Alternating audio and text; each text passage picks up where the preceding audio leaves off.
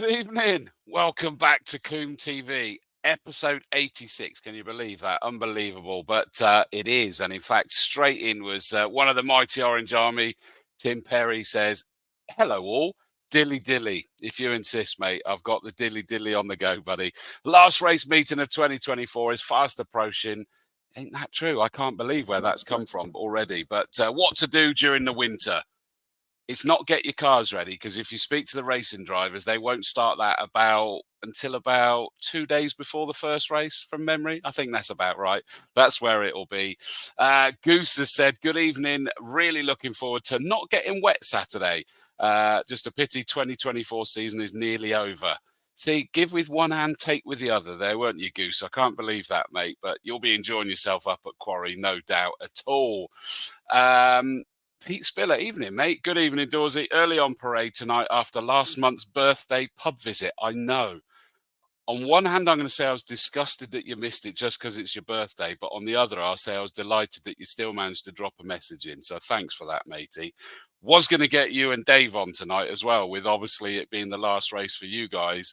But I decided, no, there's a headline there. So I'm going to wait until after the race is finished. I'm not going to tempt fate. So we're going to get you guys on during the winter months at some point, because you guys are legends of the Castle Combe fraternity.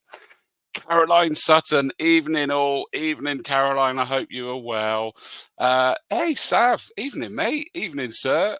Good to see you're on board as well, buddy. Another one of our Orange Army Drewster Originals. Evening all. Hope the sunshine's booked.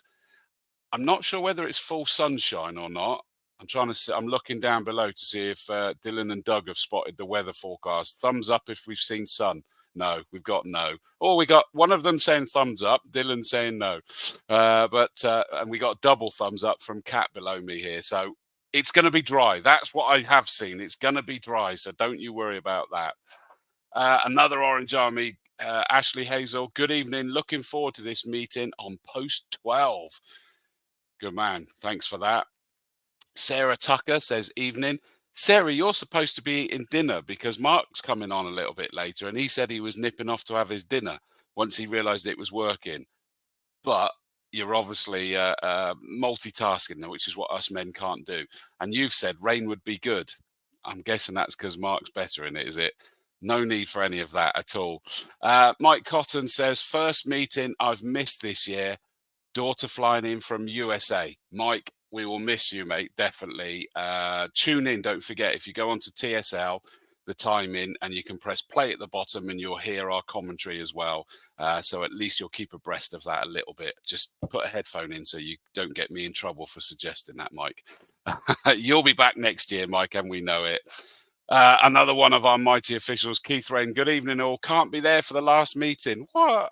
So stay safe. Stay safe, even. I put the T in the wrong place there, didn't I? Put my teeth back in. Hopefully the pit lane's going to be in good hands, though. Peggy Spackman. Good evening, Peggy. Hello. Fingers crossed Saturday goes well. No testing of new engine since the previous blew up a few weeks ago. It's the way to do it, isn't it? That's the way to do it. Chris Savage says, I'll buy you a bacon sandwich Saturday. You're going to be there. Good man, Sav. I'm so glad to see that you're there. Unfortunately, we were going to see you out in the Hyundais this year, weren't we? But I don't think we have. So, but good to hear that you'll be there, mate. And I'll hold you to that bacon sarnie, mate. You know, I don't want to waste away or anything, do I? We've got Ben Pemberton Racing. Evening, Dawsy. How do everyone? Looking forward to this weekend. Me too, mate. I can't wait. Crazy. It's the last round of the season already. I agree, mate. It's just gone in a blink, hasn't it? Which is a good thing, I think. Peggy said she doesn't mind rain either. Stop it, you lot. There's no need for that. I'm looking down below and seeing whether the guys would like rain.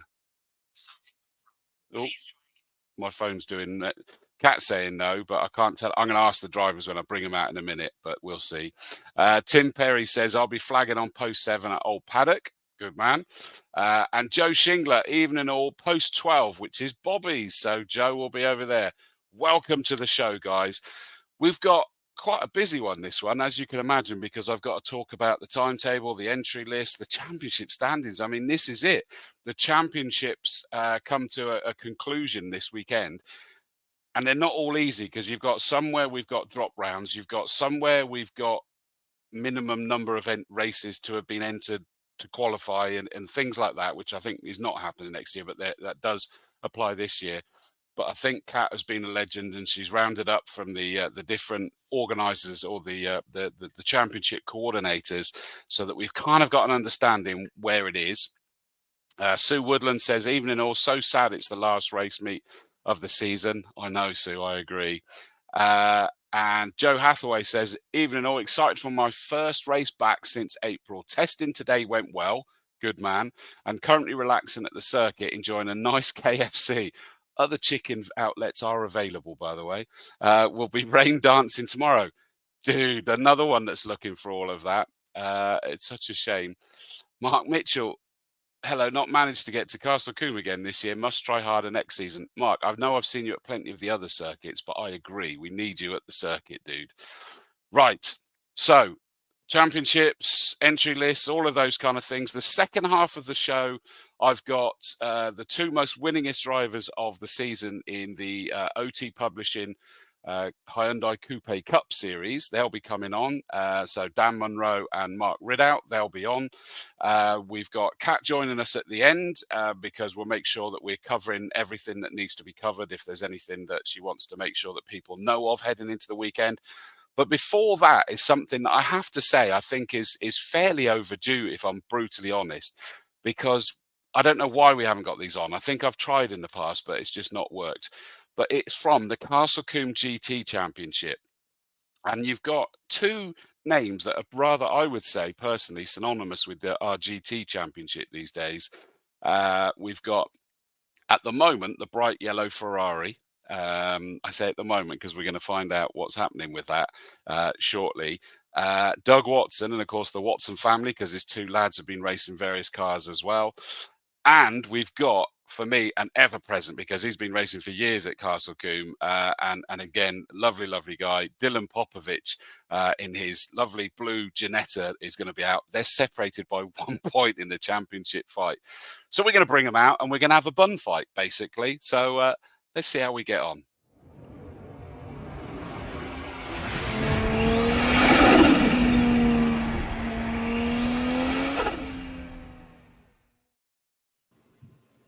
Gentlemen, actually, let me put it back to that to start with until we get someone speaking. Good evening to you both.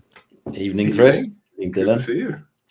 Thank you so much for joining, agreeing to come onto the show, guys. I know that I've tried a couple of times and it just timing has been off, and normally my organisation skills have been slightly off and what have you. But I know this was late, but you agreed to this one. I'm going to start with you, Dylan. How long have you been racing at Castle Combe now?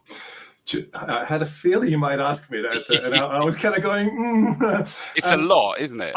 It's more years than I would like to admit to, but I think we're coming up to 20. It's going to be somewhere in the region of 18, 19, or 20, something in that sort of ridiculously long number. Yeah. But yeah, I've definitely done a few laps by now. And we've seen you in some great cars. I mean, there was that, I can't remember what the name of it. What was that car that you and a colleague were trying to bring out? So we called it the Avatar. It was a crazy idea where we thought, how difficult can it be to develop our own car and make it into something that we're gonna make loads of money off and sell it to the masses and all of that. And if you remember, we even got as far as exhibiting at the Autosport show, the NEC, and you're taking orders and all that good fun.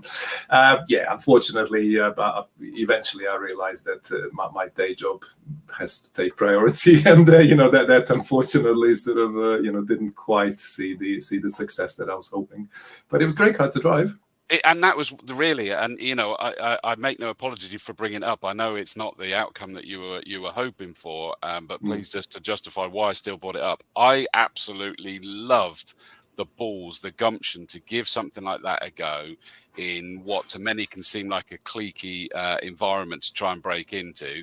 And not only was it giving it a go, like you said, it was at Autosport, it was out on the circuit, and it was just wonderful to watch this. And I hope you still look back and kind of enjoyed the journey a little bit. Honestly, the journey was fantastic. Absolutely no regrets apart from, occasionally the wife mentions what else we could have done with that money. But hey, you only live once, right? So isn't that motor racing anyway? That in general, yeah. You got it. Doug, over to yourself, my friend. I'll be honest and say I've lost track how many years you've been, and I can't tell whether it feels longer than it actually has been or whether it is actually quite a while. I think at Combe, I was there in 2008-ish. I think. Okay. Quite early when Dylan was racing the Marlin, I think. Dylan, was it? The Green Marlin. That's the one, and I was Z3M Coupe. So we were racing each other then. So that's amazing. Quite a while. And you took a bit of a gap out then, didn't you? Yes, we raced that for a bit. Then we raced the BMW M6, the V10. And then we took a gap out because I bought an Ultima that just broke all the time. So I had it about 2 years. I think I got out in it once. It just broke every single time. Oh, no. Then took a bit out. And then 2020 got the 458, the blue car. Yeah, Ferrari we had first, and then this 488 that we got now, the yellow one. And I really want to pick up with you, Doug, on that point, because I know that I had a conversation with you in the assembly area before you were going out onto circuit. Pretty sure it would have been for qualifying. And if it wasn't the first race meet, it was like the second at the latest. And I was like, right, how's this going? And your comment to me then was, I'm still learning it. It's an incredible car, and it would go an awful lot quicker if it was in the hands of someone younger, like my lads or something. And I have to say, you proved yourself wrong on that, because your pace has been incredible all year. You picked it up quick. I don't know if I did pick it up quick, really. It's got a lot of electronics in it, and the 458 didn't. So the 458 was really flattering. You could be pretty average and be really good in it. And the 488 just wants to chuck you in the fence all the time. So it's just a lot harder to get on with. But once, I mean, you are right that once I clicked with it, it was quick. And, you know, there's lots more in it, I'm sure. Just not for me, I think. But, you know, for a younger, braver guy, I think that car is 105s for sure. Wow. Probably low 105s. It is hugely quick.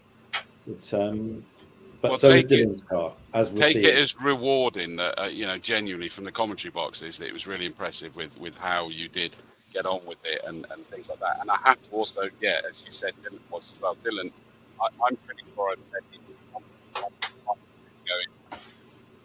Almost felt to me, from looking from the outside, the first group is that car this year. You just absolutely nailed it.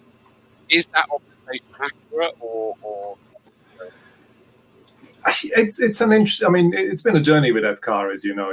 I sort of bought a box standard Ginetta, threw it on track, and sort of drove it as best as I could. And we were getting maybe 110s out of it, and that was starting to get a little bit depressing in a sense. I wasn't quite sure whether that's going to go much further. Then we sort of got to the point where the engine was getting to the end of its life and it needed a proper rebuild. And we thought, rather than rebuild it and pay a fairly obscene amount of money to Ginetta for a rebuild, we thought, why don't we just buy a crate engine and go the American route kind of thing. So that went in. That changed the car completely. So it was it was kind of like learning to drive again. The difference in torque and the characteristics of the car was just phenomenal. So it almost sort of threw me right back where I started again. So now I had a car with sufficient power, let's say, that I just didn't know how to drive. And then bit by bit, I figured out how to get the best out of it. Bit by bit, we improved bits of aero and X, Y, Z, and seems to be that we are on fairly respectable pace for what is basically a fairly old and tired car by now. So it seems to be delivering, maybe even over delivering where it should be, really. Well, I mean, and that's the thing, is that you're up mixing it with some pretty impressive machinery. There's no question about that. So it's been good to see that. Doug, to you, I think you've kind of alluded to it in those comments there already, is that the Ferrari is actually up for sale now, isn't it? You've decided that you've had a year's fun, but it's just not for you. Yeah, I mean, I've had it 2 seasons. Last year struggled with it quite a bit. This year, as you said, got on with it a lot better. And it's been quick, and we've had some fastest laps, and it's all been nice. But they are hard to drive, or I find them hard to drive. Mid-engined sort of setup. It's tricky. It's tricky at Combe because it's tight as well. So I think I really want to go back to a front-engine, rear-wheel drive car, and that for me suits my style more. So we put it up for sale. Sounds like a fair swap, Doug. I mean, if you should have Ginetta for Ferrari, I think I'm in. And let me guess, money your way. Listen, let's just call it even. Yeah. Love it. But have you got your eye on anything yet, Doug? Sorry? Have you got your eye on anything yet, Doug? I've got my eye on something, but I really want to shift to Ferrari first. Fine. So we'll have to see. Good. Okay. Well, glad to see that it's not disappearing. It's just deciding to change the car as well. I mean, surely it was a fun journey to go on, because if you don't give it a go, you don't find out, do you?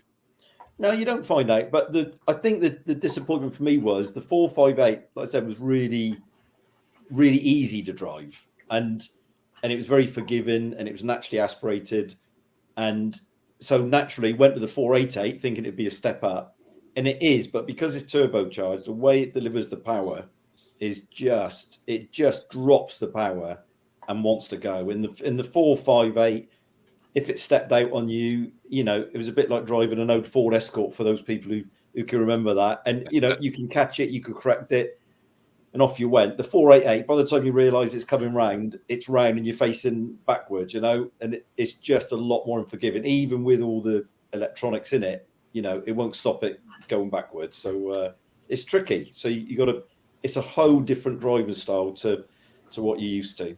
So it's been difficult, but it is quick. They are massively quick. It certainly is. Emma Strawford's watching. She's come up with a great suggestion as we get into the climax of the championship. Swap for Saturday. There you go. Sensible. I think that's perfectly sensible. Especially if it rains. I think that I see two issues with that. Dylan won't fit in my car, and I won't be able to reach the pedals in his car. Yeah. Good point. Good point. That is a good point. I mean, I've got to say is that you guys have really been sort of almost pushing each other, and I don't just mean even you two. Keith Butcher's had some belters of races this year as well. Jordan Billington in the latter part, certainly in the last round with his new car, really impressive how he took to his new Lambo. Yeah, really. And, for me, it's like just watching you guys push each other on has been great to watch. Has it been, and I guess I'll go to you first, Dylan, has it been great to be part of that, where you've been sort of, not necessarily even in words, but just egging each other on track? Listen, I mean, first of all, the banter has been first class all year. So, I don't know, on occasion, we might have overstepped the mark, but, I loved the paddock talk equally as much as the driving itself.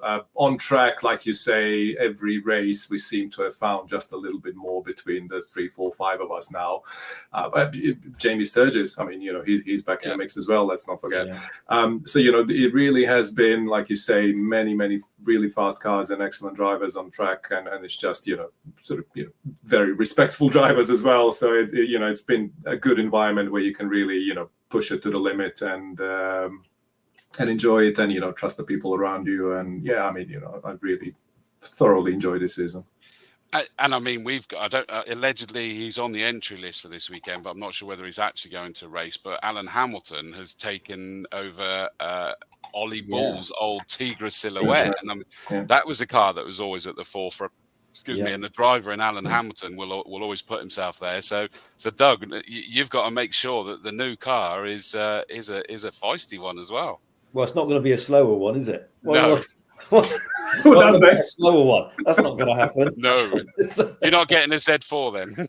I'm not getting a Z4. But I mean, you're right, Alan. In that car, he'd be quick because that car is quick. We all know that. So and Alan's a really decent driver. So that's going to be right up the front for sure. I like how it, his story and what you guys have been explaining about your history with your cars really does remind people that. You are humans. Alan, for example, could have been out, I think, 2 race meetings ago, but he got in that car and has just gone, not a chance. That is not set up even close to what I need it to be. And he's having to learn to know what to do, because I think it's gone from Ollie Bull, which should have been set up for Ollie Bull, but it's then gone somewhere else in the meantime that maybe has gone in a whole different direction. And like you saying, Doug, with going, look, the 458 was amazing, but the 488 is just not feeling it for me. Dylan, where you were saying about it felt standard when it was the Ginetta engine and you put the big American lump in and you had to go through that. You guys are humans within cars, and what I love about the GTs is that you get to develop it. Exactly that. I mean, that for me, that's the appeal. I love the ability to make a little tweak, to spend a Saturday making a little part out of carbon fiber using your the domestic appliances and then whatever else we sort of end up using. But that's the fun. It's the development. It's the sort of, hey, I did something, I took it out on track, and I'm a 0.1 of a second quicker. But it's all about adding a few of those together, and then all of a sudden you're back in the mix. So I've gotta love the freedom of what the championship brings, and the sort of, and the different cars. For me, what's really fun is racing something like a Ferrari 488 and a Viper last year, and all the very different cars. Some of them are blindingly clicking in the straight line, or excellent on the braking, or some will sort of out corner me left, right, and center. But over a lap, we all end up at some sort of 107, 106 now, and that's fantastic, isn't it? And you can't take it for granted where that's going to be. I mean, we've obviously got the Ligier out there at the moment. That could get considerably quicker as well. The KTM, that's going to get quicker, I suspect, as well. There's some interesting ones. I mean, but Doug, it's kind of a moot point because the Ferrari's up for sale anyway, but I almost get the impression that argument that I was just giving there doesn't apply to the Ferrari, because it is what it is. It's not something that you're tweaking a lot. Well, you think that, but obviously it's a factory car, so you think it's ready to go out the box. But all the Ferrari guys and all the Ferrari teams at the high end and at the high end of racing, they don't share anything. So there's no information about setup. They won't tell you a thing. Wow. So, and we speak to them and sort of say, look, we're just racing at Combe and blah, blah, blah. What do you think about the camber, or what do you think about the rake? They're giving you nothing. It's absolutely zero. So it's the same but different, as Dylan was saying. We don't have to perhaps make some parts, but actually you do want to make some parts because they're so bloody expensive. and the other thing is, you do have to mess about a lot with the setup. So we had a bog standard sort of setup on it last year that FF Course had put on it when we got the car, and they pretty well said, well, it's generic, that's pretty well it. And then we found out that we lifted the back end 5 mil, and the turn-in for Combe was hugely better. That's all it took. Wow. But, it's just little things. And now we've moved around with the camber and the toe a bit more that we hadn't done last year. And that got us into the 106s, 106.5. And I think last time in quali, I did 4 laps back-to-back, all 106s, which I couldn't do at all at the start of the season.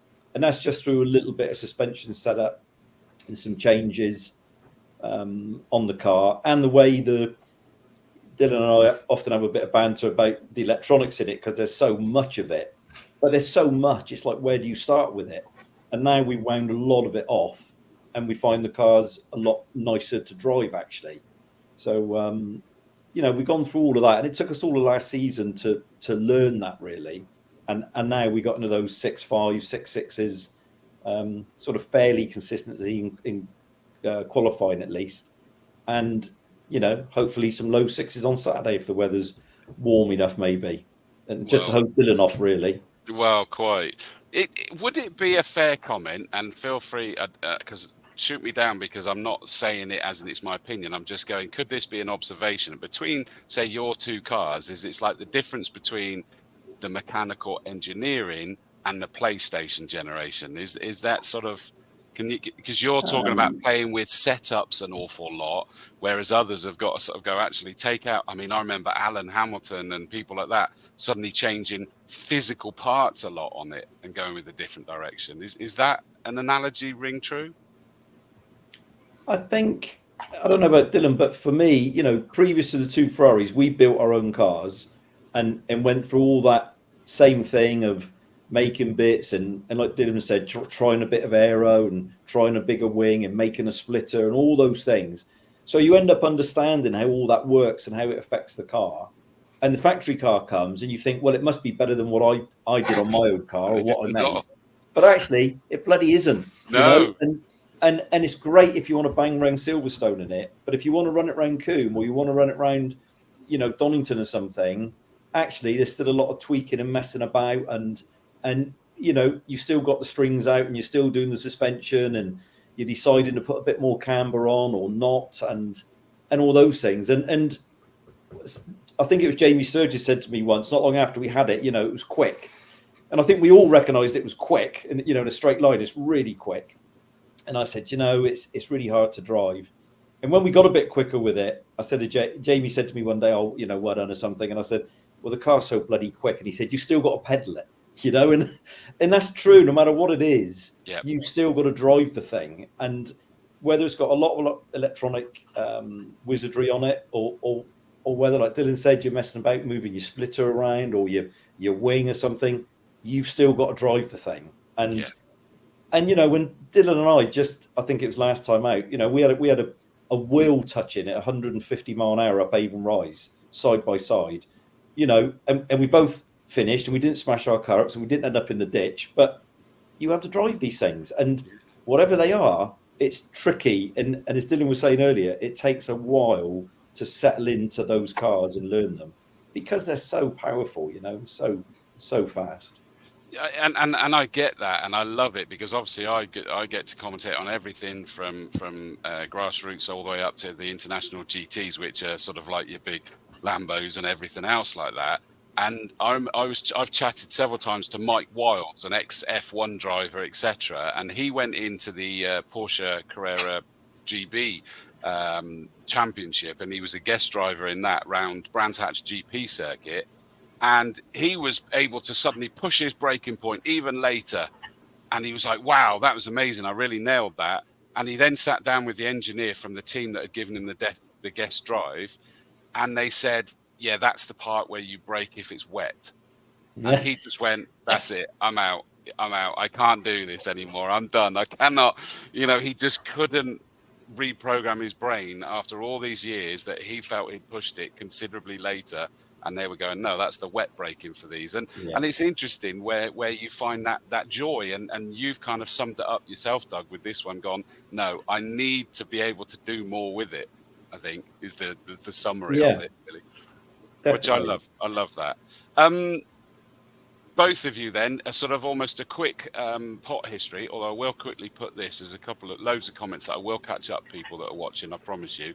But Goose, one of the Quarry Hardcore, says, "Stick Craig Dolby in Doug's car." That would be interesting to see what comes of that, wouldn't it? No back bumper, that would come of that. Well, there is that as well, yeah. You'll drop some weight by the time he gets back. Yeah, it comes in. I'm sure. It will. He's an amazing driver, isn't he? I think he took Nigel's car around in 103, wasn't it? Wow, and we really thought that in that Volvo, not the one he's got now, I think it was the one before, that we were going to see sub 1 minute out of it at some point, although he was contesting that, he reckons 61 best, but he is, and it would be really interesting to see what he could do. So there you go, there's the advert for you. Get it sold by Sir Craig would be ideal. Well, there's that. Yeah, that would be good. Yeah, that would be a good one. Also watching, I don't know if you remember, Dylan, is that my old man was with me a few race meetings ago, and we came and caught up, and he said, "You're a lovely guy." And he said, "Evening, son, how great to see Combe live on again. May I say a big hi to Dylan. So nice to see him again. Good luck to all the racers." He would have said to you, Doug, but he didn't speak to you. So that's the guy that got me hooked in racing and sort of started me on this journey. So evening, Dad. Nice to hear from you, mate. Quick potted one, really, because I'm conscious of the time. And I'll start with you, Doug. Doug. No idea where I went there. I was thinking at the same time. For those that are on the spectator bank and they get to see the name, they get to see the car, tell us a little bit about Doug Watson. Who is Doug Watson, and where did the racing journey start from? So professionally, personally, and the racing side of things. So racing... So I'm from Castle Combe, Somerset, so I'm not that far away as a young guy, and we used to do grass track racing with Weymouth Motor Racing Club. Oh wow! So Mark II Granadas with a rope holding them in second gear because they were 3-speed autos, banger racing, Vauxhall Venturas. I don't know if anybody can remember them. All of that sort of gear, and I had a friend whose parents had a farm. So we used to belt around the farm, go grass tracking and racing. So we did that for years, and low level and everything else. And then always had an interest in it. My dad was always interested in car racing, and every year on Easter Monday, I think it was, he used to take us to Thruxton to see the British touring cars, and that was just an annual treat, you know. So I was brought up with it. He was an engineer, changing engines, gearboxes, clutches outside your mum's kitchen window, all of that sort of stuff. That was normal in our house. So I've always enjoyed that side of things, and I enjoy, you know, even with the Ferrari, we still service it ourselves, do all the oils and fluids and everything, bleed the brakes, all that sort of stuff. I still do myself, and I enjoy that as much as racing it. So we do that, and then didn't do anything for a few years, you know.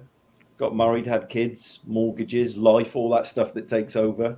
And then I think it was somewhere around 2006, I came and did a track day at Combe, and I met Mark Funnell with the Lotus Siege. Yeah. He was parked next to me, and obviously gave me a million tips on how to drive. And the Lotus was quite new to him then. I think he just had it or not had it long. And on the Monday morning, the following week, I went to work in Corsham at an engineering business I had, and I looked out the window, and Mark's car was parked outside in the car park next door, and he worked next door. Oh wow! And I did a deal with him for a year to put our company name on the Sunstrip, you know. So I started coming. I had the excuse to come up to Combe. I came a lot. I bought the Z3M Coupe. Was doing a million track days, and then he decided to take a year out, I think, and I thought I could race the Coupe. So I started racing it, and off we went from there. Fair dues. And what do you do professionally?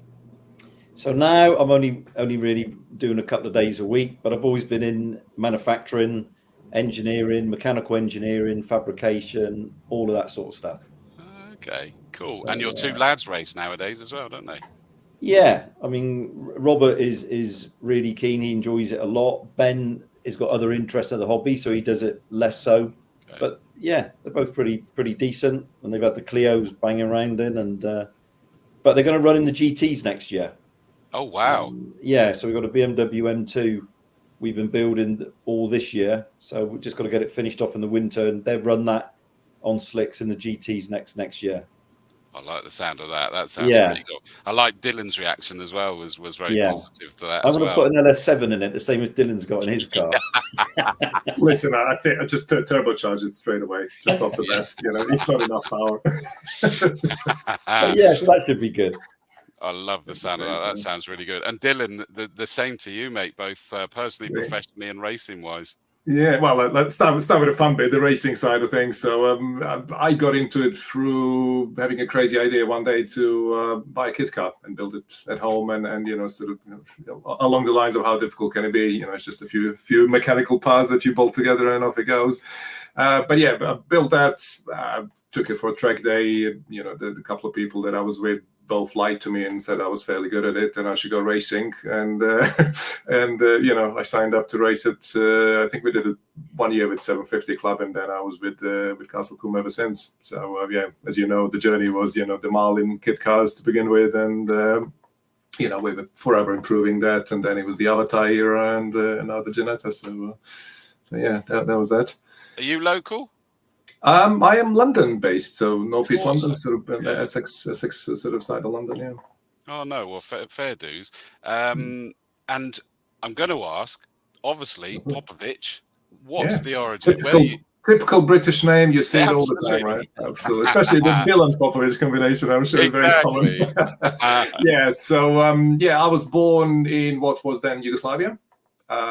When I left, we broke the country into several smaller pieces. So I left in 1992, and you know, moved to London and been here ever since, as a relatively young lad at the time. Okay. So what does you know? I mean, you mentioned earlier about you realised your day job meant that you couldn't push the other car, but what is that day job? Again, I thought how difficult can it be to start my own business and you know, sort of torture myself for years to come. But then I thought, why just have one when I can have 3 or 4? So I'm kind of in the technology sphere, either IT or telecoms or software development or even a creative agency. So yeah, we've got a few businesses under my belt, and they each take proportionally too much of my time, and that's why I'm never testing on Thursday, unlike Doug, for example. So. I didn't actually get there today, Dylan. Did you not? I was too busy. I was too busy in makeup and hair, getting ready for this evening's presentation. Yeah, understandable. Yeah, and ironically, that's probably true with Doug's comment going, "Hang on, can your camera make me look younger in Italian?" That was the request. Well, I'm not going to tell you, Chris, the conversation between Dylan and I on WhatsApp this morning.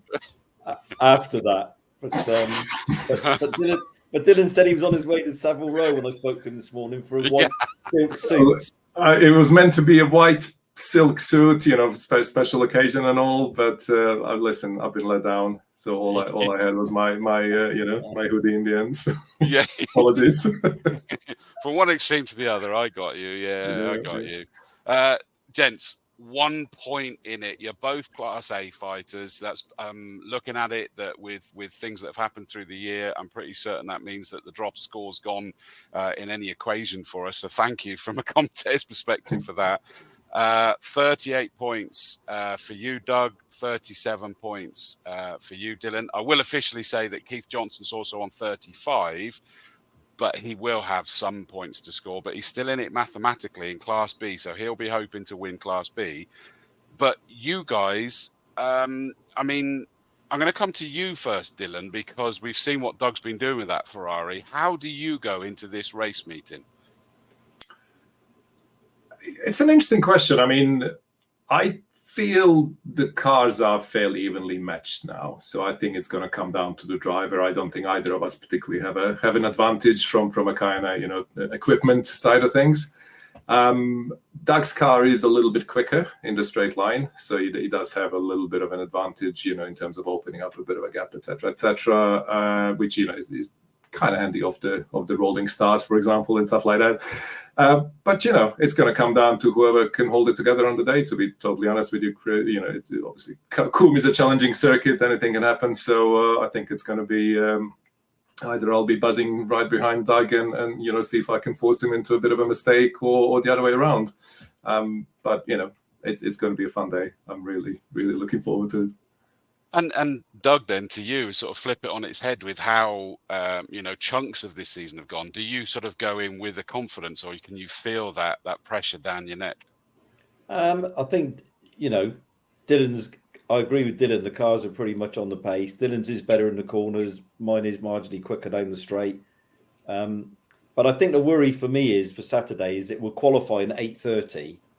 So cold track, cold tyres, slicks. I don't think any of us are going to get into the qualifying times we've seen, the sixes. It's going to be too cold, I think. So I think the worry for me is where Dylan and I end up on the grid. So, and to be honest, if I'm on pole, I'd rather have Dylan in second beside me than behind me in third, because behind me, he's always behind me, and I can see him all the time. He puts me straight under pressure. If he's beside me, there's a chance he might get squeezed out or something else. And the same for me. I think I'd rather be right behind him if he was on pole and than up alongside. So I don't know, but I think qualifying is going to be difficult for all of us.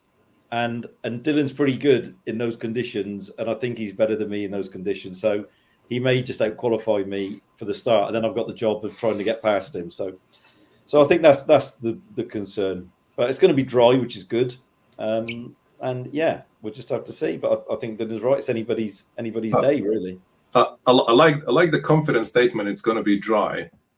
It's definitely going to be dry. Can I have that in writing? It'll be fine. It'll be fine. I tell you what, the great thing is that the OT Coupe Cup crew said, "Can you warm the track up for us a little during your qualifying?" So well, at least we can do it for you guys. Yeah, exactly. Yeah, there'll be lots of sideways movements, I'm sure, to warm that up.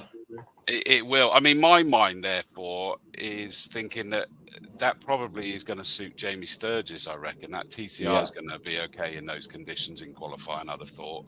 Yeah, he'll be good.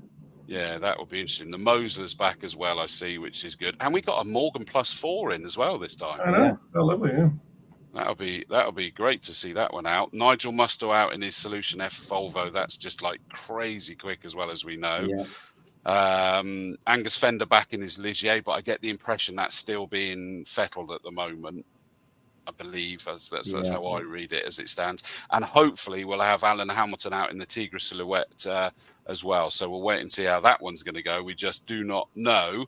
And we've got Richard Guy out in the Mosler as well. But I think that's going to struggle even more than you guys on that cold track, because that's a big, heavy car, isn't it? So it'd be interesting if Jamie and Alan get their cars at the front, and Dylan and I end up second and third or something, third and fourth on the grid. You know, that's going to make it tricky for us, because we've got to try and get past them and try and get past each other. So that could really throw it out if they qualify well and we don't. So, well, the other one I'm looking at that in that early qualifying, it could be interesting. Tim Bishop in that Caterham 7, that could be on it straight away potentially. So there's a lot of interesting cars that are going to be out there. Emma Strawford has confirmed that she'll have a word with obviously Howard Strawford, for the weather. Sadly, words weren't heeded at the Autumn Classic. That's her concern, though, just so you know. Doug, for you, Ben Pemberton Racing says, Doug, I'm gutted to hear you're selling a Ferrari. I still want to go in it. Ha ha. Understandable, but there we go. But Tim Perry, Orange Army, says, I can't wait, guys. Look forward to seeing you battling it out. And I think that really sums it up. Best of luck to you both. Enjoy the tussle. I can't wait to present you with your trophies at the end of season awards, which, of course, are next month as well at the Swindon Doubletree by Hilton Hotel that we're going to be at for that one. But seriously, guys, thank you so much for coming on. It's been great to catch up with you both, and we'll see you at the circuit. Great. Thanks, Chris. See you out there. Cheers, guys. Thank you. Cheers.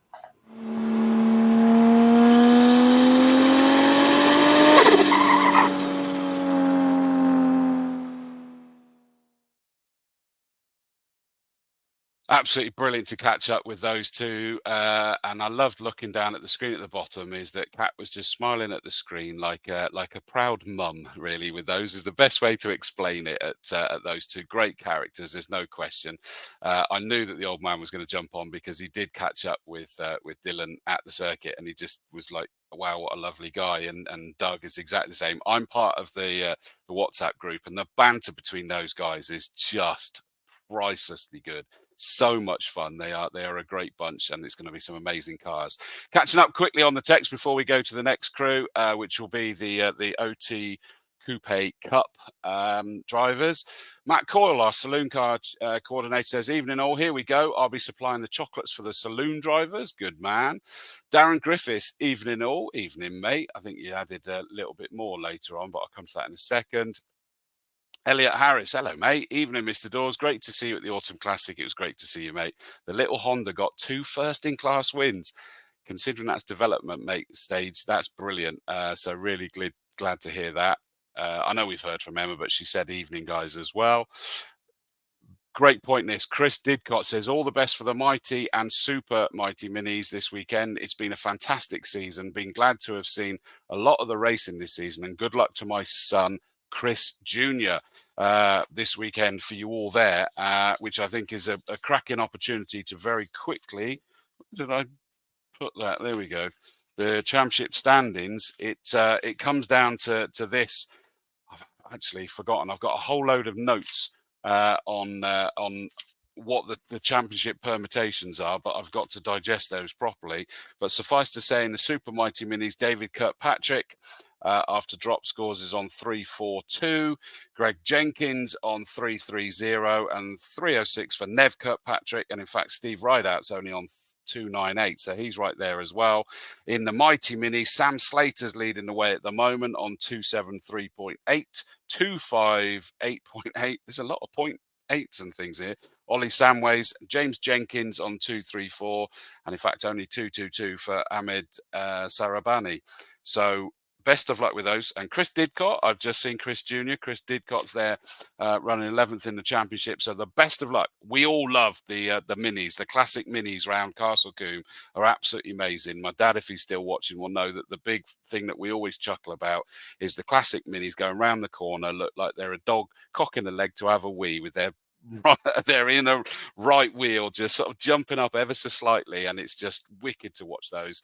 And I think me and Ian Salmon on the commentary will probably explode with excitement as we're covering that. So looking forward to it. Paul Wiltshire says, evening all, see you on post 1. Colin Bushell says, good evening all, flagging on post 12. No rain, please. Thank you, Colin. Someone who's saying no rain. Dylan will be happy. I can see he's still there. He'll be happy someone saying no rain. They're looking out for you, Dylan. Don't you worry. Darren Griffith says, I've had 1 bar all season. And that's obviously about the chocolate that he's on about there. Jake Wardle, evening, mate. We missed you in the sim commentary earlier this week. I love this. Paul Wiltshire says, bring back the Skoda silhouette, I say. Wow, that was an absolute rocket ship in the GTs back in the day, definitely. Peggy Spackman says, we know Mark well. So when Doug mentioned about Mark Fennell, he was with the Slip and Grip Automotive. Very lovely man. Beardy, hello, mate. Richard Beard. It's his last time as Chief of Marshals. And I did try to get him on the show tonight, but he said, no, I want to focus on this. Can we come back and do another show instead? At which he's going to bring these on as well, I think, is the Marshal of the Year and the new Marshal of the Year. He's out buying the champagne for that now. That'll be awarded on Saturday, and he'll catch this episode up. Remember, you can. Any bits you miss, you can watch it all back. See you there, folks. See you there, Beardy. Vanessa Watson, I feel like we're getting some family strife here. She says, don't sell the car, pass it to your sons. Wow. Okay. Interested. Dylan's nodding his head there saying, yeah, definitely do that one. That'll be interesting. Good idea, Vanessa. The bad news is Doug's gone from back here, so he's probably not even listening to me saying that anymore. With that build up, Mike Cotton said he's doubly gutted now that he won't be there. I know it, mate. I know it. One of the craziest cats in motor racing, Luca Staccini Anzanello. He says, hi there, Chris. Crazy that it was 1 year ago we were about to have our chat. Hope you're good, sir. It was. You, mate, were on here, weren't you? I hope you've had a good season. I know it's not necessarily all the results that you were hoping for, mate, but you're still there and you're still just an absolute buzzing character. If you could just share some of your energy around the rest of us, mate, we'll all be fine and get through every day. You've got lots of it, that's for sure. Mr. Creech, hello, mate. Looking forward to seeing the Mighties on track after a great season. A fantastic group of people, 100%. You're right there. Paul Wiltshire with the I'm assuming this is the cock in the leg thing that you've just said here. Just like the Mark 1 and 2 Jags. You're not wrong, Mark. Paul, actually. The Mark 1 and 2 Jags do that as well. Amelia, hi Amelia. Evening, everyone. I hope everyone is well. We are. I hope you're well. I hope your move's gone well. I think you were back out in the little C1 recently as well. So well done for that. Vanessa Watson says may have been Rob Watson who commented that. So it wasn't Vanessa that said that. It was one of the boys that trying to encourage Doug to give the Ferrari to the boys. All becomes clear now. I think you're going to have to settle for the BMW, which will be entertaining in itself. Anyway, I feel like I've done enough stirring up there. We're going to move on to our next bit now, which is our next guest that have been sat there patiently waiting for us. Sorry I've kept you waiting, guys. Luca, by the way, Tim Perry says, can't wait to see you again at the circuit. But let's bring out Dan Munro and Mark Ridout that have won all the races between the pair of them this year within the Hyundai Coupe Cup. Let's have a chat.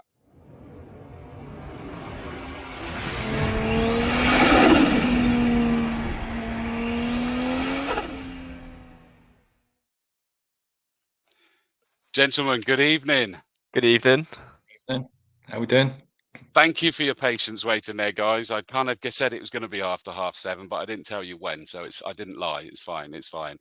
And I know, Dan, you've been busy. First things first, Mark, Sarah, massive congratulations on the engagement, my friend. Thank you. She's upstairs. She's not here. So that's fine. It's fine. Thank you, yes. He was commenting earlier, so I'm sure she will see it. that turned into an expensive holiday then. Yeah, you could say that. Yes. But seriously, Yeah. man, congratulations. There you go. She Thank you. she has put thank you, Sarah. Congratulations. She's the one that actually I won the day by I actually got your surname right, which was not always the case, is it? Everyone says Ridout, don't they? That's it. Yeah, a lot of people do get it wrong. Get used to it, to be honest. After 32 years.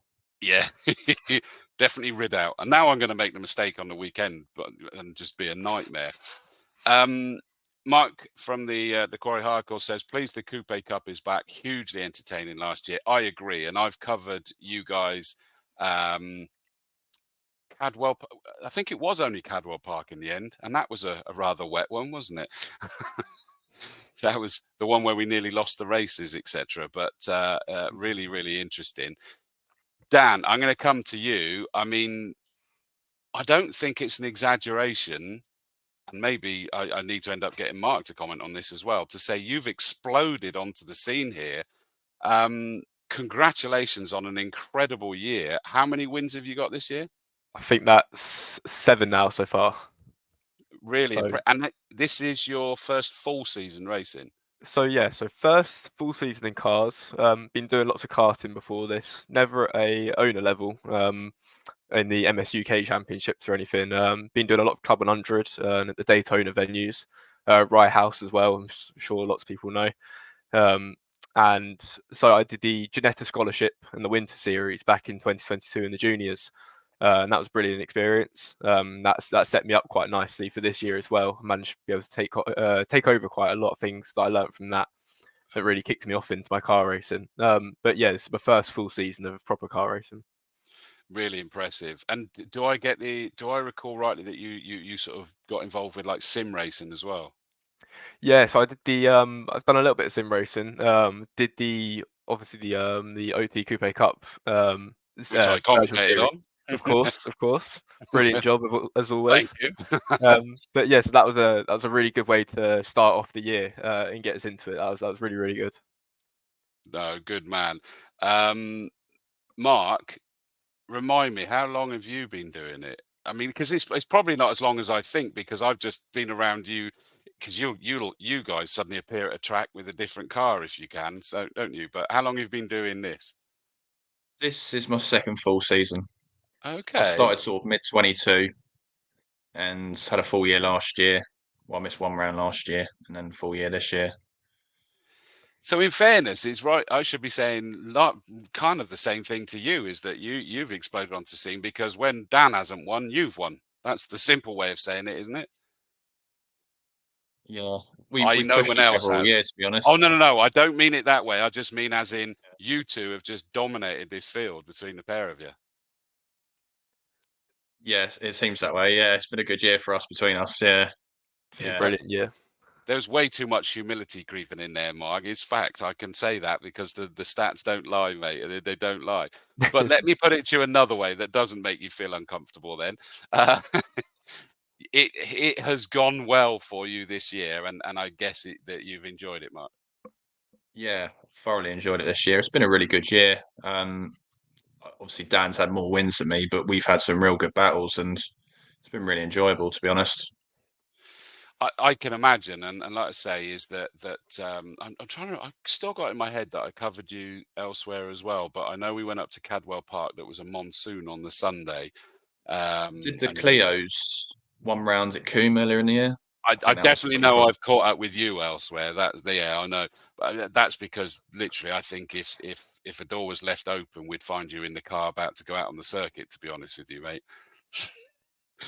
You'll be getting out in everything, wouldn't you? And Sarah doesn't stop you; she encourages you, from what I can see as well. Yeah, she's really good, to be honest. She's really supportive. She's a diamond. Yes, absolutely. Quickly, Wayne Rocket says, "Hey everyone, enjoyed the whole year's retirement and really enjoyed watching the battles this year. Whole season drove great, but the battles at the front were close and clean all year. Brilliant racing." And that's from someone who has not only raced for a long time in your series, but with tremendous success. So, Mark, to you first. That really was where I was coming at. That really does sum up the year, and you've got to say that's quite a compliment to how it is. And if I was going to drive, that's where I would want to be. So it clearly has been an enjoyable year in what is a very close series. Yeah, definitely. I mean, obviously the cars are very evenly matched, so to have had sort of a bit of an edge on the other guys is great. You know, it's yeah, it's been a great year, really. Yeah. Explain to maybe, and I think I'll start with you, Mark, on this one. Is that to someone who's looking in and they see the Hyundai? First off, I've got to tell you, if you're thinking of getting into racing, it is a really good one to get into because it's a very ridiculously affordable car. Frankly, what can you pick one up for about $2,500 or something? Can't you? Yeah, they start at about 2.5. The Gen 3s are a bit more expensive, the newer shape. They're probably looking at about 5 or 6 for one of I was them. going to say, it's still relatively speaking, isn't it? Yeah.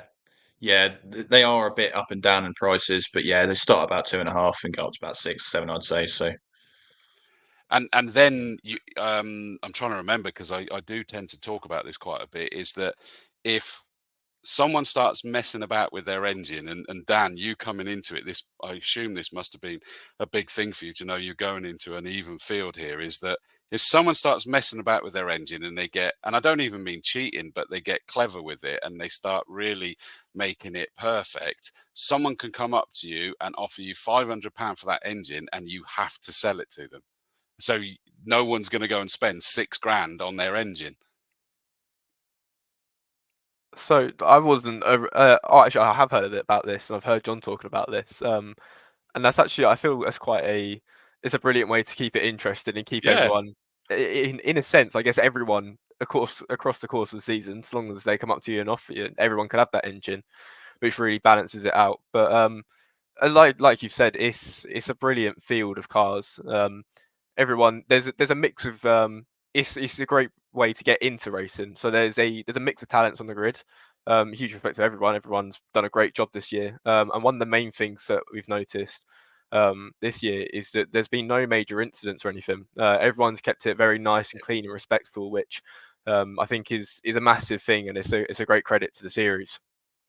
I agree, and you know, I think that it's got to appeal. Dan, your first full season. I mean, rightly corrected with you, Mark, is that it's still fairly early in your. Do I call it a racing career? I don't know whether that's the right phrase or not for you. I don't know what your ambitions are. yeah, I mean, I've always wanted to go racing, to be honest, and it was only when I got to sort of maybe 30 that I could afford to go racing. I mean, what I want to race and what I can afford to race are two different things, same as a lot of people. But yeah. But yeah, to be honest, it's just great to be racing. It's, you know, it's a lot of fun. It's something to look forward to. It's great memories, really. Really enjoying it, to be honest. And that's the thing. And actually, it'd be interesting to say because obviously we got, no disrespect, Mark, but we've got, well, actually, I can bring myself into this. We've got three very different ages amongst the three of us here, sadly. I'm kind of at the top end. You're sort of nicely in the middle, Mark. And then, Dan, you just wind us all up by having your whole life ahead of you. But it doesn't matter with this paddock, is it is such a friendly and inclusive and vibrant paddock across the board. I mean, Dan, I saw you nodding there. That's clearly isn't just me from the outside seeing it wrong then. Yeah, so of course, so this is my first year. The team Kersley, they've been absolutely brilliant. They've really welcomed me in. Feel completely at home with the team. They've provided an absolutely brilliant car, and everyone is more than helpful. Everyone couldn't be friendlier. I can't think of a single person that I don't really get on with the paddock. But with it being my first full year, everyone's just made it a really enjoyable experience, and it really makes you. A career would be absolutely brilliant, but it really motivates you to say, yeah, this is really what I want to do. This is a brilliant place to be. Summed up, I mean, Mark might not say the same when he considers that the next message from the series says, "Good to see Mark has brushed his hair for this occasion." So it's not that friendly, Mark, is it? Hardly. I've brushed my hair for about 20 years, probably. I just wish I had hair to brush, mate. That's all I'm saying. That would be lovely. One day. Alex Kersley says, yeah, my boys. Hi, Chris. Greetings to you guys. And in fact, Tim Perry, again, we've got our locals that are saying, hi, guys, welcome to Combe TV. Can't wait to see the coupes at Combe. And I agree. It's such a great thing. I love this as well. We've even got Luca again saying, you know where to find me, Tim, because Tim, obviously, one of our marshals, saying about can't wait to see them. Congrats to the 2024 champion. We can't say champion per se. It's the most winningest driver. It's a series, not a championship. Blah, blah, blah. But massive hugs to my brother, Mark. You've been an absolute fighter. Congrats for your engagement to Sarah, he says. So there you go. Sarah's actually telling Tim that Mark is in the orange car. So there you go. The Orange Army loving the orange car. And what's lovely as well is that you've got the 2024 Coupe Cup. So this is the sim championship that and we can say championship for that one because it was, that I commentated on. Interestingly, this was flowing during the commentary. You might not have known that, Dan, but that was flowing then as well. But the commentary got more entertaining at the end, I can tell you. The only other person apart from Mark to beat Dan Munro Racing this year is Nathan Williams, and he's visiting at Castle Combe. John Creech says the Coupe Cup always puts on a good show, great racing at Brands and some really nice liveried cars. I agree. That's a very good point. Interesting one from Sarah without needing to stir. Where was it? Let me go up. She says that apparently it nearly happened at Combe. Is that right, Mark? I'm assuming that was the question. It did cross my mind, yeah. Because you knew I'd have put it on the mic, didn't you? That's what it was. But it was great because it now means that you're still going to be shouted about, so it's fine, mate. You know that it's a brilliant thing.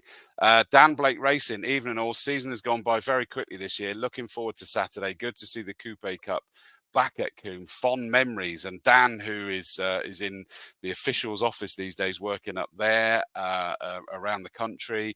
He has raced in the Coupe Cup. He's raced a few other things at Combe. But actually, this is exciting for me. Dan's actually out in our Saloon Car Championship this weekend with a car that got a big rebuild after a big incident early this year. And I know he's looking forward to it as well. So great to see that one. Mark, you've got experience of Castle Combe. Presumably, Dan, you don't. No, no. So I think maybe as much experience, I'm not even sure if this is 100% true, but the most experience I have of Castle Combe, I think, is going there when I was much younger with Dad, who really got me into my motorsport. He used to race. But yeah, so no experience at Combe. I know a few people, Luca and Max Papworth, who's just joined the series. They've been out testing today, so it would be good to see how I match up against Mark and those boys. But yeah, I mean, I've had a little bit of testing at Snetterton at the start of the year, which helped me prep a little bit for the last round. But apart from that, it's just been go out in quali and find your way. So we'll do the same at Combe. I'm really looking forward to it though. It looks an absolutely brilliant circuit. So I'm really excited for the weekend. It's a good, brave circuit. I mean, Mark, you've not only in the Hyundais, but in a couple of other things as well. You've been out there, and the impression that I get is that the Hyundai Coupes really suit Combe. They do, yeah. I mean, for what they are, they do pedal quite well, if that makes sense. They're only 140 horsepower, but they brake late and they can corner well. So you can really carry some speed around Combe, to be honest. I know that I've seen you there a few times, but how do you get on there, Mark? How do you like tackling Combe? I mean, I've only actually done 2 race meetings there before. One was the Coupes, one was the Clios. I've done probably a dozen track days. Maybe I'm thinking of those as well then. That's probably what it is. Yeah, I do know the track fairly well, but probably not as well as some people are making out. But yeah, I know my way around. Hey, listen, us commentators never stir, mate. That's all I'm saying. We never stir. So remind me. So Dan, how many victories did you say you've got? So I believe we're up to 7 now after Snetterton. Mark? 3. Okay, so you're now looking to round out with 5, presumably. That's the plan, yeah. You got to make sure. We'll see. So, I mean, again, I shouldn't use the word champ, but I'm still going to use champ anyway. Is that Dan Munro is therefore going to be the most winningest driver? That's already been secured with 2 to go. But Mark, you're basically going to just rock up to this circuit, and you're going to make sure that he doesn't get too far ahead of everyone with a circuit that you know. Do you think you can take that knowledge? Do you have some confidence in this race? I do, to be honest. Yeah, but I mean, to be fair to Dan, he's been quick from the word go at every track this year. He just turns up, does a couple of laps, and he's on the pace straight away. It's quite frustrating. No, he's driven well, yeah, to be fair, and yeah, no, good on him. I was witness to that at Cadwell, to see that improvement in speed rather quickly over that weekend as well. It's good. Oh, by the way, is that your dad, Chris Munro? That is. Oh, there we go. We've got an answer. I've never been there to watch. No, you've never been there. Literally never been there. But I will put this up, as he says, the whole family is so proud of Dan for what he's accomplished this season. But at times I've wished I wasn't related so I could enjoy the immense battles that he's had with Mark without the stress. And I can imagine that. That is the joys. We don't get that. Oh, there you go. Stirring it up. It's not just commentators. The series are doing it. Offering 500 quid for his engine, Mark. I quite like my engine. I think now, you can leave that. Yeah. Good point. Pete Spiller, dad of one of our regulars, he says, Dan, don't let Mark tell you that Tower is flat out. Noted. I'll take note of that. Don't listen to him if he tells you that. I mean, how do you do it then, Dan? When you're going into this one, totally new to you, I think you've answered it already, to be honest with you, saying that you kind of allow yourself those few laps at the beginning of qualifying, basically. It's a little bit of that. So obviously, one thing that I found that I find a little bit different to other people maybe is that, and I'm not sure if Dad really appreciates this much, you might find this a bit stressful, is I find the best way to do it is just to throw yourself into it, and from the word go, just really give it some. I know a few people, they like to go out and they'll take a few sighting laps, but I find the best way to do it is just to really throw yourself into it, because then you get the challenges that you're going to come across usually from the word go, and you can adapt. I find I can adapt much quicker to that. And then that really helps me get to terms with the circuit much better. That makes sense. Your dad's stirring as well. He says maybe they should swap cars for Combe. And Luca is always going to stir, as we know. He says, nah, Tower is flat, I promise. Once he shows me it's flat, I'll give it a go. Yeah, follow him first. If he does it, then it's fine. Mark, I mean... Obviously, joking aside about the fact that you've done track days and in the Hyundai one event and in the Clios in another, but how much does that help you when it is still only once that you've been out there in the Hyundai? Because they're different, aren't they? They're different characteristics. What's compared to the Clio? Sorry, is that or? Yeah, and what did you take out on the track days? Oh, all sorts really. Yeah, just exactly. Some old beta that I've stripped out, and depends really. I've taken Clios round, Civic Type R's. Yeah, all sorts really. So very different to the coupes that you're going to be out in. So how do you manage that? I mean, I just enjoy driving Combe really, so it doesn't really matter what I'm driving. I just love the circuit. It's fairly local for me. It's like 60 miles. So yeah, I always like going to Combe, being there really. Yeah. It does seem quite didn't really answer your question, did it? But no. And I'm going to understand that you'll be a little bit guarded as well. But it does seem popular amongst the Coupe Cup guys in particular. I remember last year is the amount of them that are going, wow, that was amazing. From memory, Luca absolutely adored it around that circuit as well. It does. I made the comment earlier that the car seems to suit it, but you guys really seem to enjoy it. Yeah, I don't think the coupes have raced there much or hardly at all. Last year, And I mean, when you were here last year. How do you mean, sorry? When you guys were here last year, your drivers all sort of were going, wow, we love that. That was amazing. Yeah, I think a lot of the guys don't live anywhere near Combe. So for them to do a different track, they really enjoyed. And Combe's quite a fast flowing track. So it's quite an enjoyable track to drive, really, I think.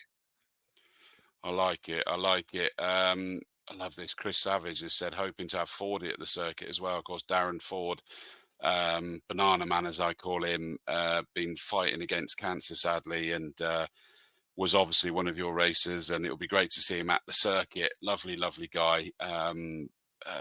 A guy that I've known for quite a few years now, and is someone I'm proud to call a friend. I'm just checking back now because Tim Perry, one of our Orange Army, says that's one way to do it, Dan. Your idea of just getting out there and going for it, and he likes that. Sarah's liking Chris's idea about switching the cars, and she's looking forward to her next track day at Combe. And no, Wayne, she won't be racing. I don't believe that. I think she every will. round. He asks her every time he sees her. She will race one day, I reckon she will. Combe has that effect on everyone, Mark. Michael Evans, and obviously I know Michael because he was running the E-Series as well. Can I get in on this car swap? He's had no luck this year. Yeah, I think I remember. Both races at Snetterton, though. Fine, yes. Yeah.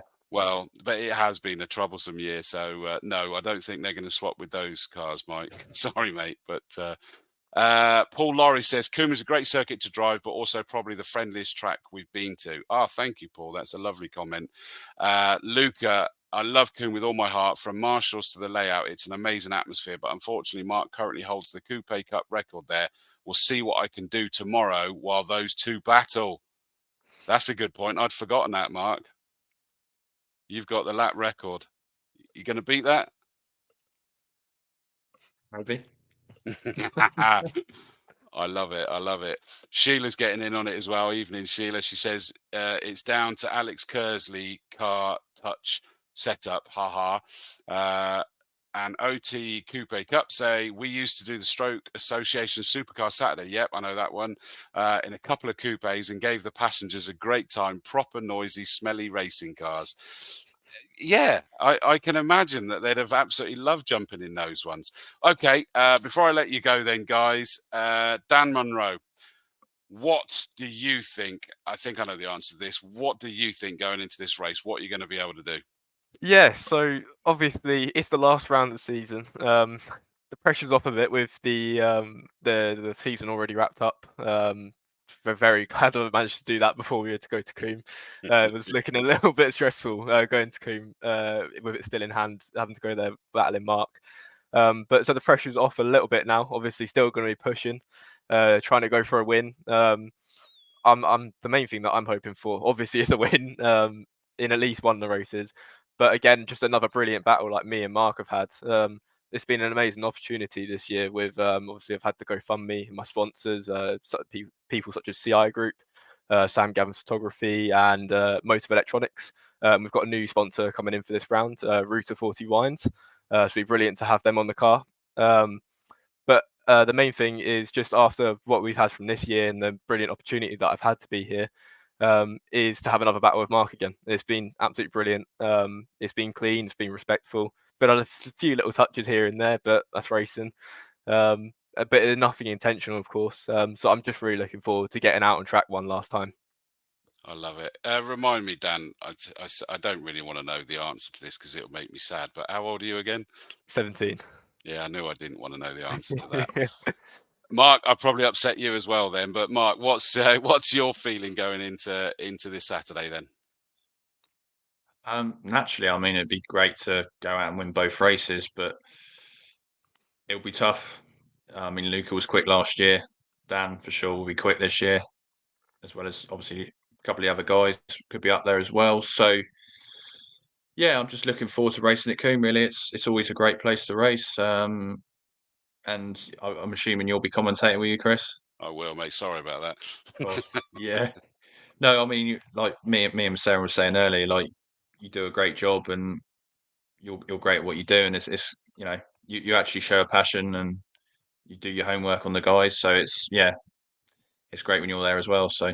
Bless you. Thank you very much, mate. That's a lovely. You're just trying to make sure that I speak positively about you in the race now, aren't you?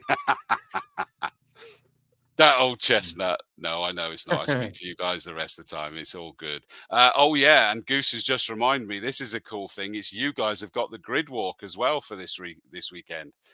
And I think I saw on your socials that even you guys are chuffed with that, but I am chuffed. So weather permitting, which I think we're okay, and timetable permitting, if as long as there's no big delays before the lunch period. If there's still the lunch period, we'll have you guys out, and then the spectators will be allowed out onto the grid. So whatever you two do, promise me that you won't then disappear away from your cars off the grid. I hate it when some of the drivers do that.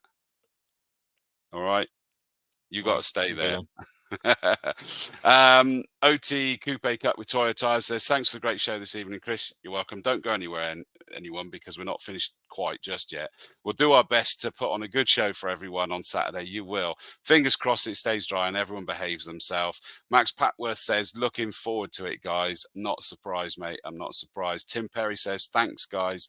We'll see you Saturday. And Lucas says, come say hi to me and the Kersley Motorsport team at the grid walk tomorrow. Free signature on my car as always. Yep, for those of you who don't know, Luca gets people signing his car, which is absolutely brilliant to do. And of course, don't forget the paddock's open so they can come and see you guys in the paddock as well, because you'll all be congregated together.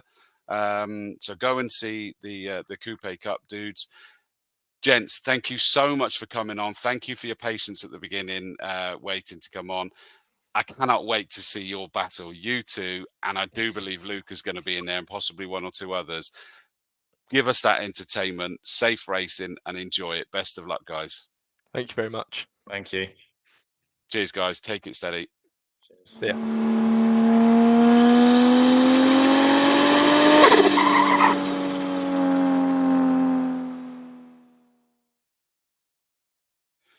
Brilliant to catch up with them. It's really going to be wonderful racing from that. I'm going to bring out Kat in a second, but let me just quickly make sure that everybody is aware of where we sit in terms of the South Sony Engineering Saloon Car Championship, which does remind me, I wasn't ignoring him, but I've lost track where it was. Jonathan Wills, there he goes. Jonathan Will says, evening, mate. Sorry, it just wasn't in the right place to put that one up. Same as I will also put up. Where did it go? Here he goes. Tony Cooper from the Hot Hatches. Good evening, Mr. Dawes. I had the perfect testing day at Combe today, so there's a chance I finish a race this weekend. Please keep your fingers crossed. I will, mate, and I hope that's your health as well. I know that you had long COVID, mate, and I hope that you're well enough to be out there as well. Not just the car, you as well, buddy, and it'll be great to see you out there, mate, genuinely. So the South Sony Engineering Saloon Car Championship, that's why I said Jonathan Wills, because obviously that's his company. At the moment, it is being led by Harrison Chamberlain. After the drop scores, he's on 85 points, I believe. Jez Williams from Class C is on 79 points. Mike Good actually jumps ahead of him after those drop scores, I think it is, and is on 81 points. In essence, what we're saying, ridiculously close. And the top three mainly in it at the moment are Harrison Chamberlain, Jez Williams, and last year's champion Mike Good as well. There was a whole question being raised with Dan Williams because he raced two different cars in two different classes and whether it's combined for the driver and all of those things. But actually, he's dropped back a little bit on those scores at the moment. 77, so not totally out of it. So there could be things to discuss there. Darren Griffiths on 72 points, so he's still within the mix to a reasonable extent as well. In essence, I think you guessed there, when you're considering 10 points for a win, 1 point for a fastest lap, ludicrously close. Thank goodness I've got Ian Salmon in the other commentary box. The accountant's going to help me out there. There's no question about that. In terms of the Formula Ford Championship, well, after drop scores, I believe that Felix Fischer is leading the way on 183 and Luke Cooper, Alex Walker on 176, Luke Cooper on 171. So that's after the drop scores. It's actually Luke Cooper second, Alex Walker third before the drop scores, but you get the idea. I've got to give a massive shout out to Nathan Ward. He's already won Class B again. I mean, he just dominates that, does a brilliant, brilliant job. And he is sat at the moment 4th overall in the championship fight. I think he's possibly a bit too far behind now after drop scores to actually get into the top 3. But you've got to say, Class B, 4th place in the overall championship fight is absolutely brilliant. Felix Fisher, Luke Cooper, Alex Walker, top 3 again in Class A, as you would expect. Class D's already been won by Sam Mitchell. Class C, David Cobbold. He's won that already, hasn't he, with the drop scores? He's got enough points there over Richard Earl and Thomas MacArthur. But the overall and Class A is very much alive there, and we know that they'll always put on some great entertainment. The hot hatches, we've got Jake Olden leading the way at the moment, and after drop scores, I think that he's on 89 points. Crofton Woodhatch on 85, and Jason Stack, the Class A car, on 83. So it's Class C, Class B, Class C, Class E, of course, Crofton Woodhatch in the Mini, and Class A, that where they're scoring their points. So we'll need to keep our eyes over what they're doing in their different classes to see how that one's going to play. But it's all going to come down to, well, it's close enough that it is going to come down to the second race for those guys as well. So super close on all of our championships, all to play for. Great entertainment. Gareth Baldwin says, well done, Dan Munro. What an exceptional debut season. 100% agree. In terms of the timetable, and I'll bring out Kat in a second, and we'll just catch up on all the bits and pieces she wants to know. As always, the qualifying gets underway at 8:30. You've heard it's the GTs out first, which is going to be interesting with their slick tyres, but we always have to mix it up through the season to make sure that everyone gets in that situation. Then it's the Coupe Cup, the Formula Fords, the hot hatches, the saloons, the minis. We've got 2 races before lunch, and that is the GTs and the Formula Fords. As we've already said, the grid walk for the Coupe Cup, and they're the first race after lunch. Then it's the hot hatches, the saloons, the mighty minis, the GTs, the Formula Fords, the hot hatch, the Coupe Cup, the saloons, and then the mighty minis round out the action as well. Here's a good point. Actually, apologies, Ben. I didn't look far enough down. Got the old abacus out, and I'm praying I can finish 3rd overall in the hot hatch Class E. So not overall, 3rd in Class E for Ben Pemberton. And this would be amazing for Ben if he can get into the top 3 of his class, because there is obviously trophies for the top 3 in all of the classes as well, because that's where they're fighting amongst representative cars. So best of luck, Ben. Keep it going. I won't have an abacus in my commentary box, I'm afraid, mate. I've got about as much chance of having an abacus as I have to have in the optics up there as well. They won't let me have those either, but there we go. Right, I'll tell you what I'm going to do. I'm going to bring out Kat, and we're going to go through all of the final things to make sure everybody knows what is happening and any last minute announcements she may have.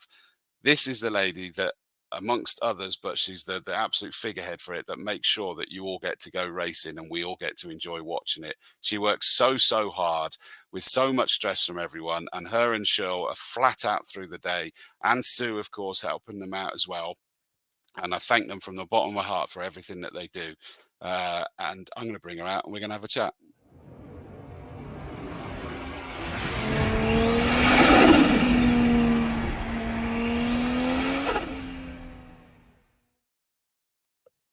Evening, Kat. I finished mine while I was waiting. Oh, see, I even had, while I was in mid-conversation, my door peeked open and the current Mrs. Dawes peeked in to offer a refill. But I was mid-conversation. By the time I turned round, she'd gone.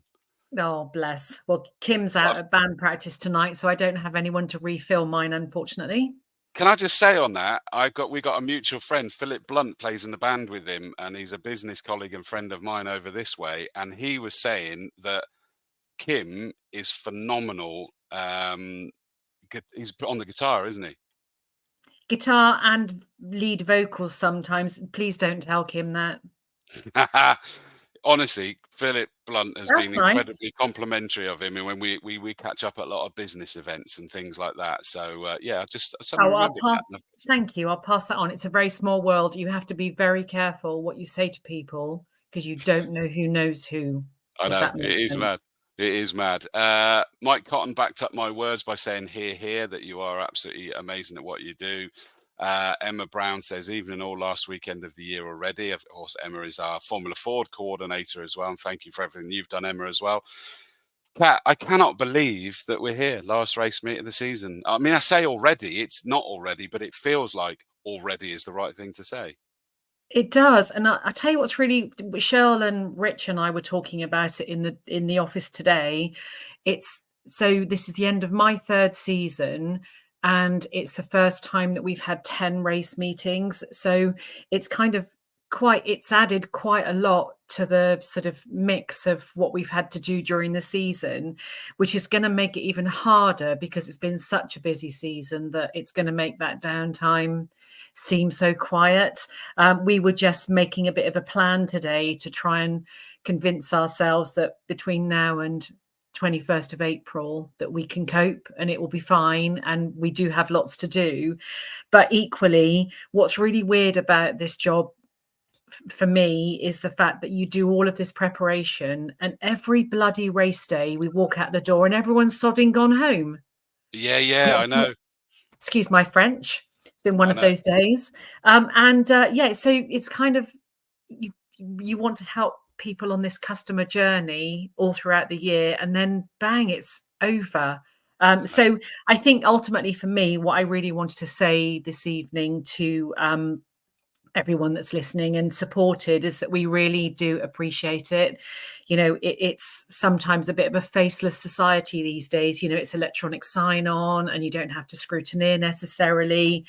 And some people race and we don't see them, but we always hope that, you know, what we do from an office perspective and on race day, people feel welcomed and supported. And we've been very grateful for everyone supporting this season. You know, some of the grids have been really strong, and I think the marketplace being what it is, I think Comb's held its own. You know, we are a small club, but we try and offer a big experience, if that makes sense. Yeah.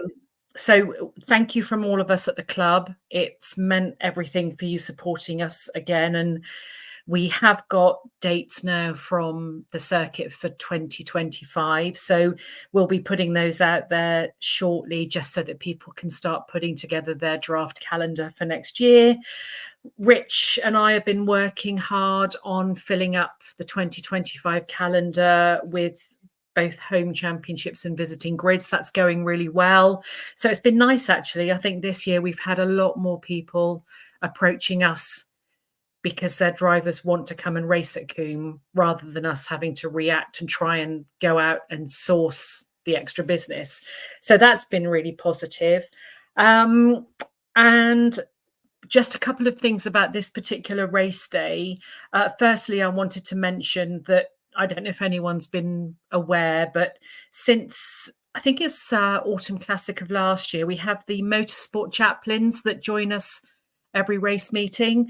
So Dave arrives on the Friday night or the Sunday night, sets up his little gazebo and his sort of camper van over on the rugged terrain behind security. I kind of asked him to set himself up there because then he can cut people off if they start to be problematic as they arrive.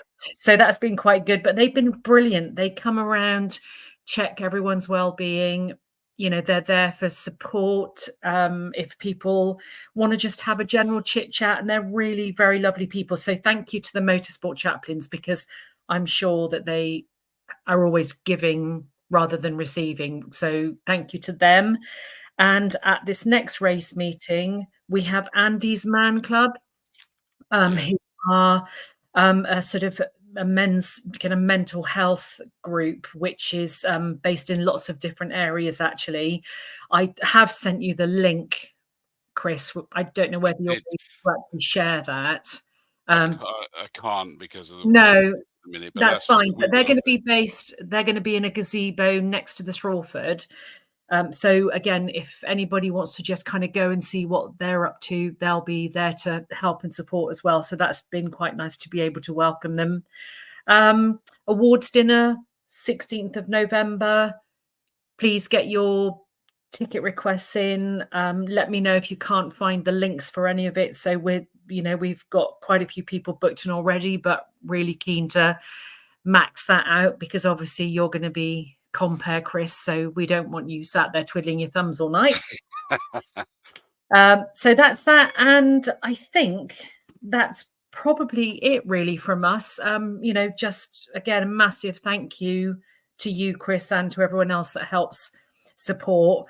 I am absolutely determined, in God willing, in 2025 that I actually get to see a race. I know you never do you? Haven't seen one since I started. And I do pick up on your comment about when you come out and everyone's gone. I have it when it's a little bit different because I'm not isolated, but I come out of the back of the commentary box and then you suddenly look to the paddock and go, it's empty. And it's the same every circuit. Yeah. And it's a really weird empty feeling, isn't it? It is, because you kind of, you sort of, I don't know, the days go by very quickly. There's always a lot to do. And we're very so quiet, isn't it? Yeah. Once they've all gone, it's so quiet. Yeah. And the thing is, everyone's so joyful and passionate and enthusiastic, when they're setting up their gazebos, and then it gets to the end of race day and they're like huffing and puffing and, trying to find a bin that's empty for their rubbish and things like that. But obviously it's, it's a deep rooted passion for everyone involved, isn't it? And I still kick myself that I didn't, find it much sooner in life, because I'm probably, sometimes find it quite challenging dealing with some of the queries and questions, more the technical stuff, when I'm grateful to have such a, good team of supporters, for coordinators and many of the drivers, because at the end of the day, the drivers are the experienced people. So if I don't know something, I just go to those people that can help, really. So that's been great. But 3 seasons down, my God, and they said it would never last. I know, absolutely. Well, Tim Perry says, evening, Cat. Hope you are well. Hopefully ready for Saturday. Looking forward to a rest over winter, ?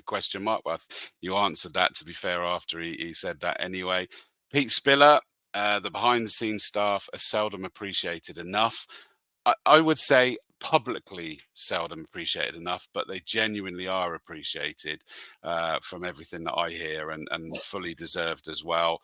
The OT Coupe Cup with Toyo Tires say, we love coming to race at Castle Combe. It's so friendly and welcoming, just as it should be. Thanks, Kat, and everyone else involved, especially the marshals. And from one of those marshals again, Tim Perry, he confirms what we were just saying, and he sums it up perfectly. Very eerie when the paddock is empty. And I think that is the best word, actually, isn't it? It's very eerie. It's so quiet. It's unbelievable. So that sums it up. And you look at I think one of the sort of final jobs that we tend to do is empty the bulletin board. And you sometimes just have to stand there and look at everything that's gone on during the day. And you think, how on earth did we pack all of that in? And I guess it's down to, efficient, rescue and recovery. And, we're very lucky, aren't we? I know we say it all the time, and it's a little bit maybe seems self-indulgent, but we are actually very lucky to have everything that we have there in a big support network to help people get out and race. The other thing I would say is that this race meeting is a one color wristband. We're going to try it to see how that goes. So I just don't want anyone to freak out when they spot somebody that's not in their grid with the same color wristband. All the marshals and officials know what's going on, but it's just a small detail that I don't want anyone to be thrown off when they've got used to the fact that they have to look for a different color wristband for different grids. So that's just a small administrative detail. But yes, thank you. It's been amazing. I hope everyone has a brilliant race day on Saturday. I know, Luca, you think you're racing tomorrow, but you're not. So if you're going to try and race tomorrow, you'll be with all of the racing school children at the circuit. Yes, so and don't do that. What Luca thinks half the time, we don't worry about. That guy is just a bundle of energy, and he's just an amazing character. And we try not to peer into his mind too much, because it'll scare the bejesus out of us, to be honest with you. Yeah, I did try and find my signature on his car today, but I couldn't. So I might have to get my Sharpie back out and absolutely do some graffiti. When did you do it? Well, I actually did it at this time last year, so it's probably a whole new set. It is. Yeah, Because it was being, it it was a new livery at the Autosport show. I signed it at the Oh. Autosport show. It was a new livery. Yeah. So yeah, you'll have to do it again. Absolutely. Yeah, will do. So no, thank you. It's been an amazing season. I really hope for the best for everybody racing on Saturday. Yes, there are winners, but for us, it's, you know, it's taking part and just being there really. And we're just very proud to kind of be able to help look after everybody and kind of help people on their journey. So yeah, thank you. It's been amazing. Well, Matt Call, our Saloon Championship coordinator, says, thanks, Kat. Tim Perry says, long may it continue with you at the helm of the club, Kat. Tim, he also says he'll try and find I'll find you, Luca. So he's responding to Luca's comment. He's going to find Luca to get the signature on the car. So do it. If you fancy going into the paddock, you'll be able to sign his race car as well. He'll have the Sharpies at the ready. I think that sums it up, Kat, doesn't it? It's time for us to go into that final race meeting. Ben Pemberton says, hi, Kat. I always make an effort to see Kat and Shirl on race days. Whether they want to see me is another question entirely.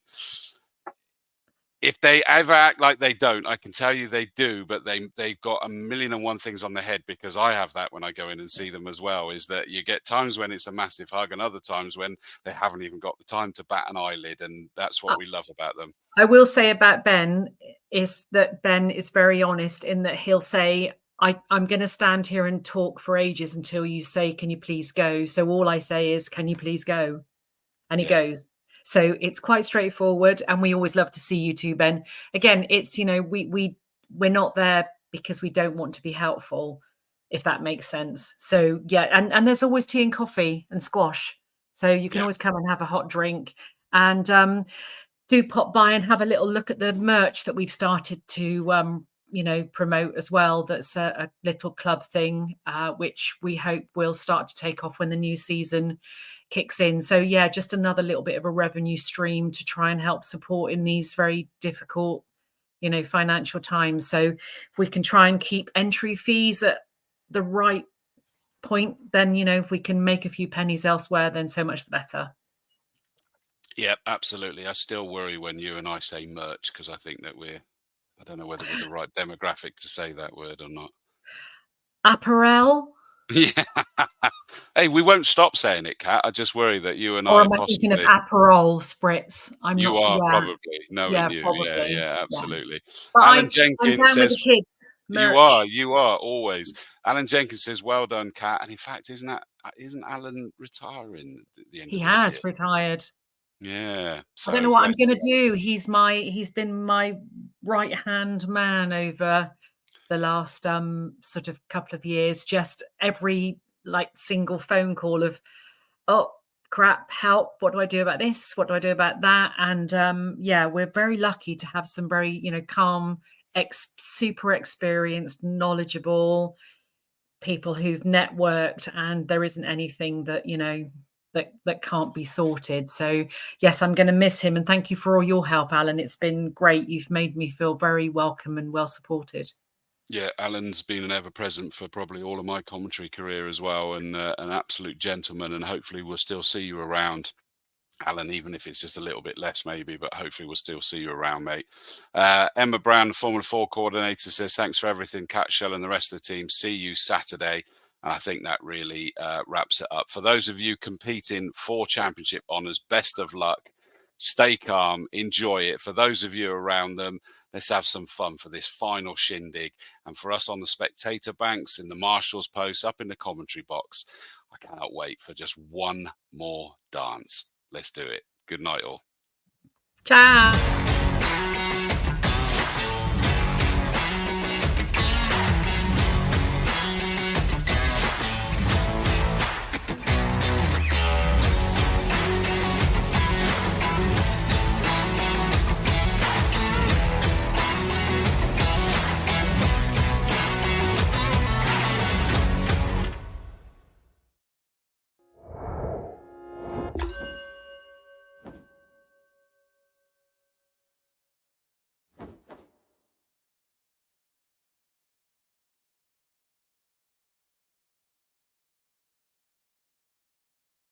Becoming a racing driver has never been easier with Castle Combe Circuit.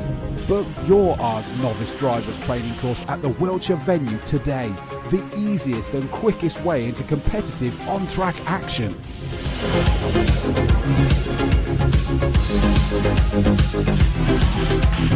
Welcome to Castle Combe. My name's Alan Cooper. I'm the Chief Driving Racing Instructor here at this circuit. We're here today to do the Novice Driver Training course, often known as the ARDS course, which is the first way to start off and get your racing driving licence. So, no further ado, let's get on and show you what's involved.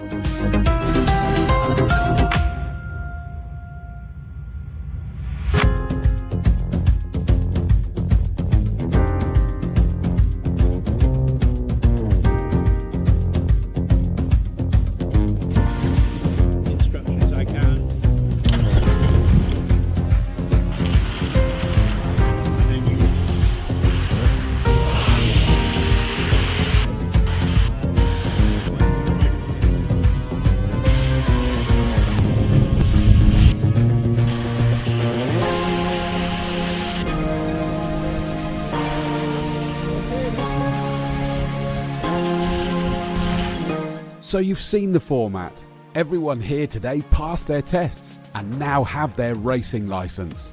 Who knows? The next time I see them could be as I commentate on them in front of the usual packed house of racing fans here at Castle Combe Circuit. All you need to do to be next is to visit castlecombecircuit.co.uk and select Become a Racing Driver under the Racing tab. Becoming a racing driver is easier than you think with Castle Combe Circuit and Motorsport UK.